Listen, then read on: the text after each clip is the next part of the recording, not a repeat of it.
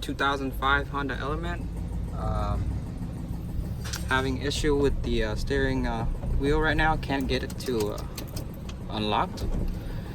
The key you can remove it, but it's completely stuck. I can't turn it or anything.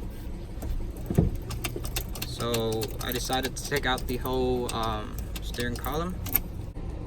Before you start taking out anything, just to be safe, take out the negative terminal on the battery out.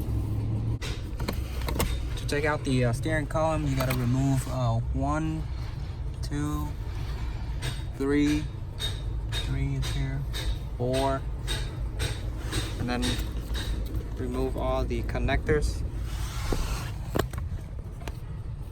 And one more right here. Make sure you mark it so you know where the steering wheel line up. I'm gonna replace this with another one, the whole steering column. So that's how it looks like right when you take them out. 4 bolts. So I got another used one. Everything is exactly the same. I'm just gonna swap the airbag over to this one. I just took out the airbag. It's only 2 bolts, which is right here on the side. So I swapped the airbag over. So now I'm gonna mark the whiteout where exactly where I marked it on the old one is, right there. So when I put it back, it lines up. I was able to line up the exact spot where I took out the old one. So before you guys start reprogramming the new key, switch over the original key immobilizer. Now I got the whole steering column back on, all the connectors.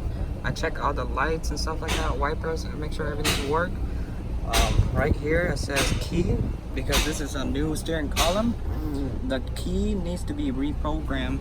Sorry I wasn't able to show you guys the step that I was reprogramming the new key. I'm using a tail scanner. I got the car to start with the new key. I reprogrammed it. Car's on.